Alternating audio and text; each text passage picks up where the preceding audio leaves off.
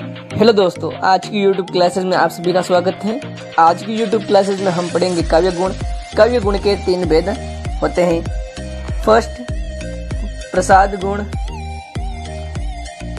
Second, ओज गुण। और थर्ड, माधुर्य गुण होता है। अगर हम एक एक का अध्ययन करते हैं तो फर्स्ट हम पढ़ेंगे प्रसाद गुण। प्रसाद गुण के बारे में जानने से पहले हमें प्रसाद शब्द का अर्थ जानना बहुत जरूरी है, तो हम प्रसाद शब्द का अर्थ जानेंगे। प्रसाद शब्द का अर्थ, प्रसाद शब्द का अर्थ होता है प्रसन्नता, स्वच्छता और निर्मल। परिभाषा देखें हैं प्रसाद गुण की तो काव्य में ऐसी पदावली जिनको उच्चारित करते ही उनका अर्थ स्पष्ट हो जाए, अर्थात चित्त में उदित होते ही उनका अर्थ स्पष्ट हो जाए, वहाँ प्रसाद गुण होता है। काव्य में ऐसी पदावली जिनको उच्चारित करते ही, अर्थात इसका मतलब क्या होता है, ऐसी पदावली जिनको उच्चारण करते ही या उच्चारित करते ही उसका अर्थ स्पष्ट हो जाता है, अर्थात उसका अर्थ हमें समझ में आ जाता है, तो वहाँ प्रसाद गुण होता है।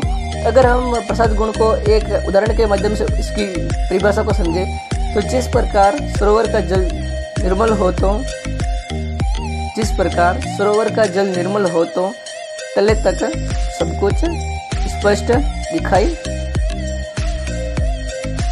पड़ता है, उसी प्रकार प्रसाद गुण वाले या प्रसाद गुण युक्त पद का अर्थ तुरंत स्पष्ट हो जाता है।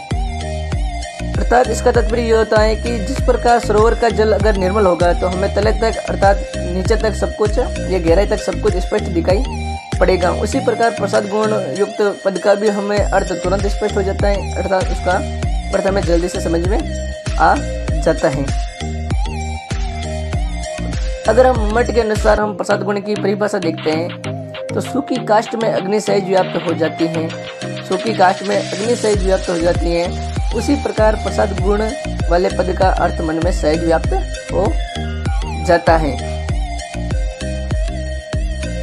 इसका तात्पर्य ये होता है कि सूखी काष्ठ को अगर हम जलाते हैं या सूखी लकड़ी को हम जलाते हैं तो अग्नि में पूर्ण तरह से समाहित हो जाती है, अर्थात व्याप्त हो जाती है। उसी प्रकार प्रसाद गुण वाले पद का भी अर्थ मन में सहज व्याप्त हो जाता है, अर्थात समाहित हो जाता है या जल्दी से हमें उसका अर्थ समझ में आ जाता है। प्रसाद गुण का अगर हम उदाहरण देखते हैं, देखी सुदामा की दीन दशा, करुणा करी के करुणा निधि रोए, पानी परात को हाथ छुयो नहीं, नैनन के जल सो पग दोए।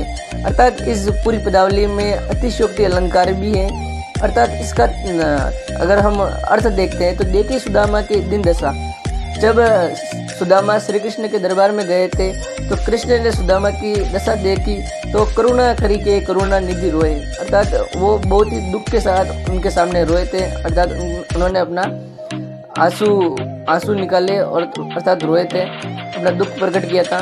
पानी परात को हाथ छुयो नहीं, अर्थात पानी की परात को हाथ भी नहीं लगाया, नैनन के जल सो पग धोए, अर्थात अपने नैनन का अर्थ होता है नेत्र, उनके नैनन के जल का अर्थ होता है यहाँ पर आंसू लिए गए, तो अपने आंसुओं से उन्होंने पैर धोए थे। तो आज की YouTube क्लासेस में बस इतना ही। अगली क्लास में फिर एक न्यू वीडियो के साथ आपको मिलेंगे। धन्यवाद।